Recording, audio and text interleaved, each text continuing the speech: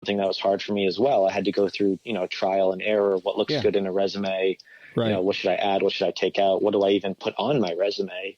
And I have it all right in here, from my experience, the important things, the not important things. So I'm just trying to, make as useful of a resource as I can for students so that they can have an easier time going through and use my experience to better their own. I wish there would have been something like this when I was I immediately got a trade as a plumber, and that's not what I wanted to do, but I didn't know what I wanted to do. And I'm sure this book has useful tips of finding that out. Exactly. And what you just said is so important. So you became a plumber, and you maybe found out that that's not what you wanted to do. And sometimes that's almost better than finding out what you do want to do. In the book, I talk about some internships that I had when I was at Wentworth, being an engineer. It was required of us to go and take an internship. Oh, sure. And so during both of my internships, I learned a lot of good information, but one of the most important things that I learned was that I did not like them. Yeah. That way, when I went to search for a job, that's I can really say, okay, valuable.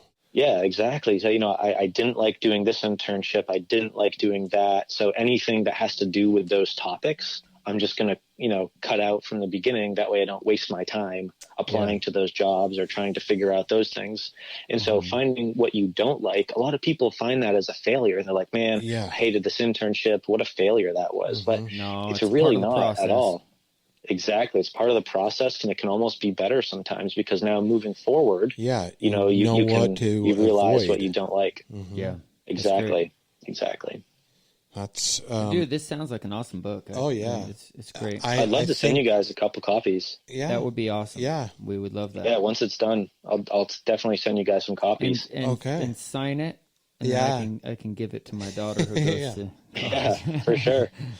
He can pass it around in his family. Yeah, I have 6 daughters, dude. 6 daughters. Oh, wow. And he's going to be dealing with college for a long ass time. Yep, college and then weddings and it's going to be intense. So I just got to, increase my income so I can pay for all these weddings. Man. I just keep telling them, I'm like, just hold off for a long time. Yeah. Like, just hold, find the right person. Don't fall in love for a long time, Yep. Or date them for a really long time. Yep.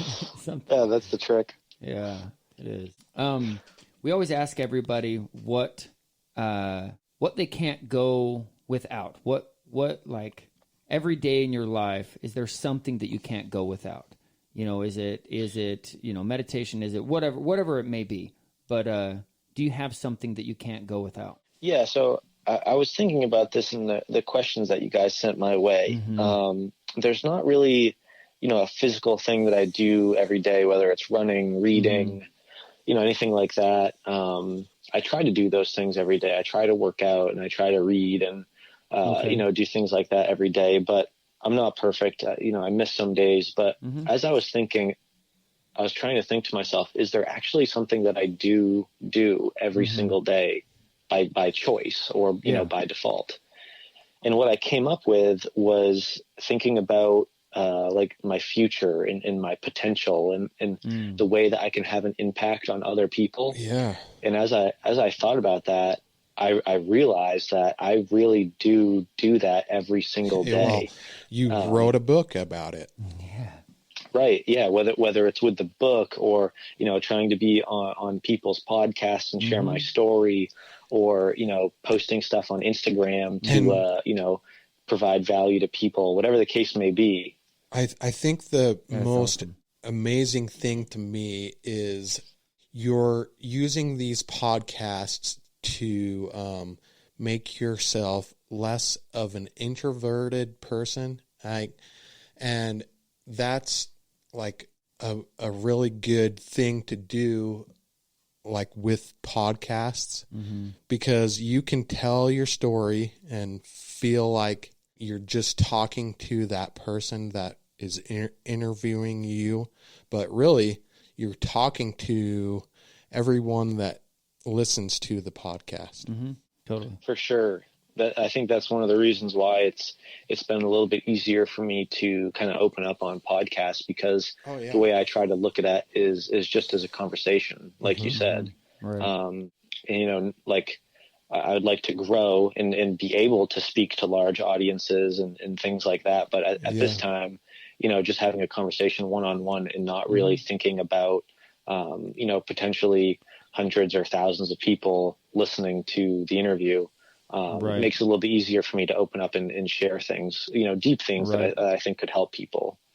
Well, and if you know, the podcast issue, like if you actually messed up here, you know, and everything went blank for a long time, and like we can edit that out. Oh, so there's no like fear behind it's a little bit of leeway. There is some leeway. Where live presentations, I mean, I did one in front of, let's see, there was at least 6,000 or 7,000 people, and I was talking on a subject I was very versed in, but it was weird because on the stage, I had never been on such a big stage that the lights, I didn't realize how blinding they are.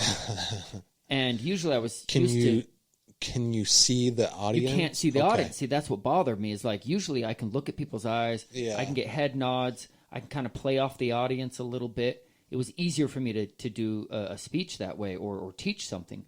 But in this case, it was like I couldn't see anybody. So it's harder for me to know if people were still engaged or interested, or you know what I mean? And that was harder for me. And it was a fear to get over, for sure. You're walking up on stage, you're all mic'd in and everything, and you're like, you're in a nice outfit, but you're already sweating at the pits. And you're like, okay, how's this going to go? But then, you know, you kind of just get on that flow, and it works. And it worked for me because I knew what I was speaking about, right? I was well-versed in it. But, yeah, it all starts with just, you know, one step after another, after another, after another. And that's how I developed into. You could put me in front of any audience. If you give me a topic that I like, I can talk. I love it. He talks all day long to his to my clients. To his clients. I'm coaching people all the time, man.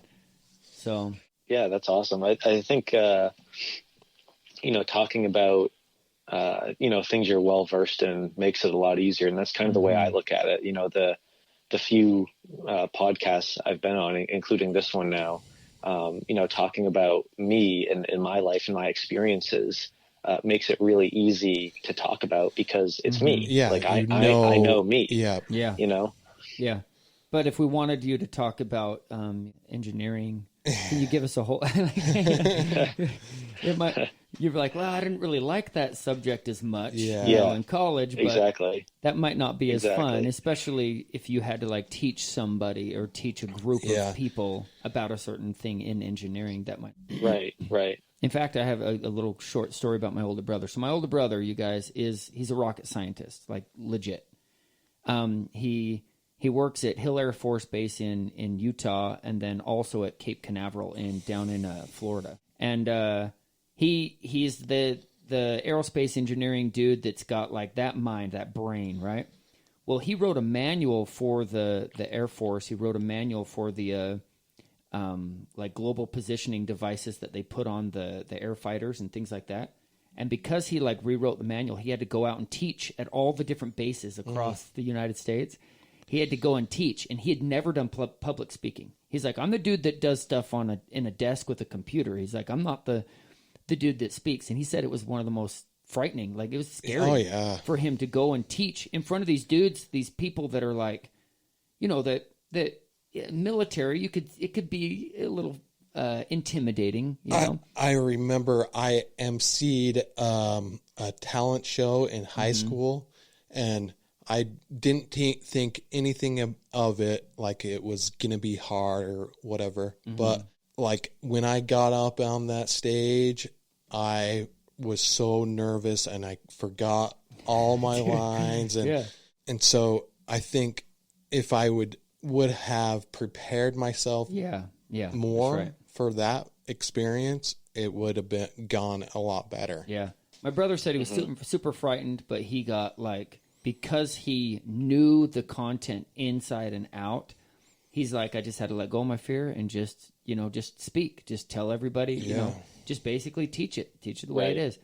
and he ended up doing really well. And Right. He's awesome. But it's like you guys are saying, if you're prepared, you shall not fear. Right?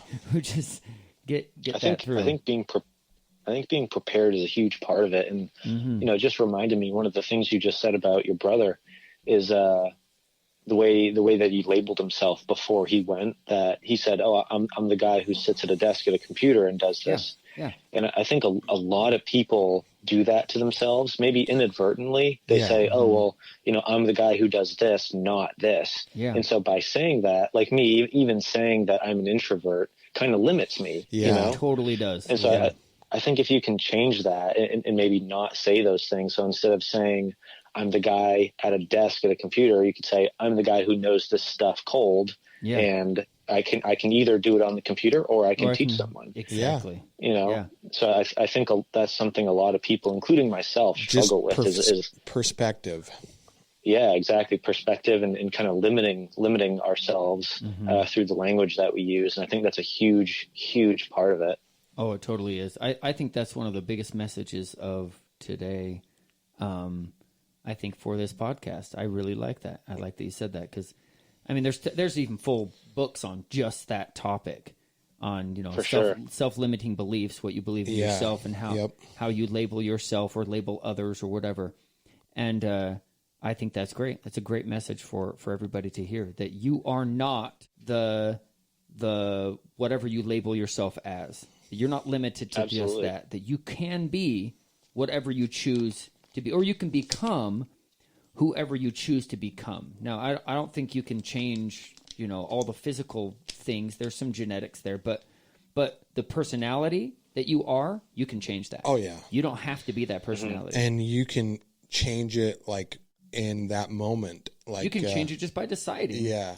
I was so in high school, I would have labeled myself as like the hippie pothead, goth metal freak, whatever you wanted to call me. Minus the goth metal freak. No, it was definitely goth metal. We would have freak. been best friends. Yes. So it was weird, because how does a hippie and a goth go together? Like, it didn't, but I was that. Yeah. And I was super extraordinary, really out there in school.